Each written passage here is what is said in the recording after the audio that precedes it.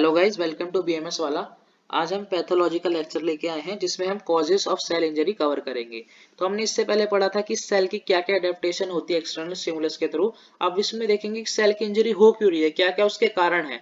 तो it is the effect of the stresses on the cell. जो cell पे जो स्ट्रेस पड़ता है एक्सटर्नल स्टिमुलस की वजह से, उसकी वजह से सेल इंजरी होती है, जो किसी वजह से हो सकती है, बहुत सारे एजेंट्स के थ्रू हो सकती है। तो अब उनके एजेंट्स या उनके कॉज हम पढ़ेंगे किस किस वजह से सेल इंजरी हो रही है। सबसे पहला कॉज क्या है इसमें? Hypoxia, inadequate oxygen of the tissues के पास प्रॉपर अमाउंट में ऑक्सीजन नहीं पहुंच पा रही, उसे हाइपोक्सिया कहते हैं। सेल इंजरी इसकी वजह से होती है। कॉज ऑफ हाइपोक्सिया क्या है? इस्चीमिया, यानी ब्लड जो सप्लाई है वो कम है और इसकी वजह से अल्टीमेटली ऑक्सीजन की सप्लाई भी कम हो गई है। और inadequate oxygenation of the blood में जो ऑक्सीजनेशन है वो प्रॉपर अमाउंट में नहीं, यानी O2 की मात्रा कम है। मैकेनिज्म क्या है हाइपोक्सिया का, कि किस वजह से इंजरी करता है हाइपोक्सिया? हाइपोक्सिया अगर हो जाएगा तो सबसे पहले एरोबिक ऑक्सीडेटिव रेस्पिरेशन रुक जाएगी, रिड्यूस हो जाएगी, जो कि माइटोकॉन्ड्रिया में होती है। इसे हम ऑक्सीडेटिव फॉस्फोराइलेशन कहते हैं, जो कि एटीपी प्रोडक्शन करती है।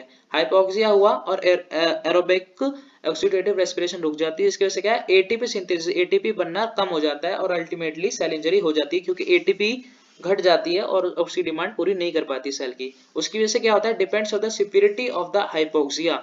अब क्या उसका आउटकम निकलेगा कि डिपेंड करता है कि कितनी घातक है हाइपोक्सिया। अगर हाइपोक्सिया हल्की है, माइल्ड है, तो अडेप्ट कर लेगी, अगर ज्यादा है तो इंजरी कर देगी, और अगर बहुत ही ज्यादा है तो डाई हो सकता है बंदा, जिसकी वजह से नेक्रोसिस और एपोप्टोसिस हम आगे आने वाली वीडियो में हम देखेंगे कि कैसे होता है।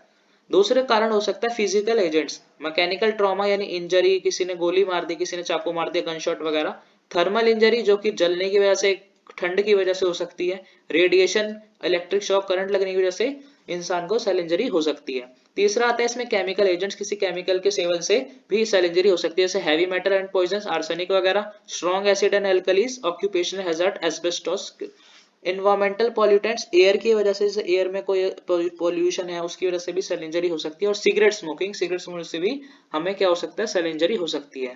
इम्यूनोलॉजिकल रिएक्शन यानी ऑटोइम्यून डिजीज की वजह से सेल इंजरी हो सकती है, जैसे रोमेटाइड आर्थराइटिस की वजह से। हाइपर सेंसिटिविटी रिएक्शन, एलर्जी वगैरह से, जिसके 4 टाइप्स होते हैं, उसकी वजह से भी हो सकती है हमें सेल इंजरी। अगला आता है इसमें cell rearrangement, cell genetic rearrangement की वजह से भी हो सकती है, जैसे deficiency of functional protein, enzyme defects inborn.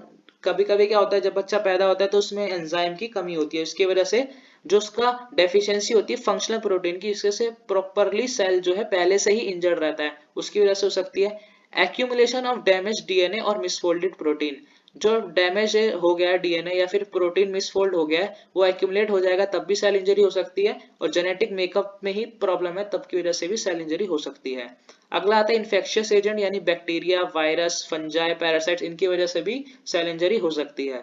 और न्यूट्रिशन इम्बैलेंस, यानी हमारी डाइट में प्रॉपर न्यूट्रिशन नहीं है या फिर हमें किसी वजह से डाइट अच्छी से नहीं मिल पा रही, उसकी वजह से सेल इंजरी हो सकती है, जैसे कि प्रोटीन कैलोरी डेफिशिएंसी हो सकती है, डेफिशिएंसी ऑफ स्पेसिफिक विटामिन, कभी कभी विटामिन B12, विटामिन डी की भी हो सकती है, डेफिशिएंसी हो जाती है, उसकी वजह से भी सेल इंजरी हो सकती है। ओबेसिटी, मोटापे से हो सकती है। कोलेस्ट्रॉल बढ़ जाए, उसकी वजह से सेल इंजरी होती है। और हाइपर विटामिनोसिस, अगर ज्यादा विटामिन की मात्रा हो जाती है, उसकी वजह से भी सेल इंजरी हो सकती है। और एट द लास्ट आता है इसमें इडियोपैथिक। इडियोपैथिक होता है कि कॉज नॉट नोन, मतलब हमें पता ही नहीं कि किस वजह से सेल इंजरी हो रही है, को कुछ भी रीजन हो सकता है, कभी कभी खुद की वजह से, ऑटोइम्यून भी हो सकती है, बाहर की वजह से भी हो सकती है, पैसिव भी हो सकती है, किसी वजह से कॉज उसका पता ही ना हो, वो होती है कि किस वजह से हमें इंजरी हो रही है, नहीं पता हो, उसे इडियोपैथिक कहते हैं। तो थैंक यू गाइज, इस वीडियो में इतना ही, मिलते हैं नेक्स्ट वीडियो में।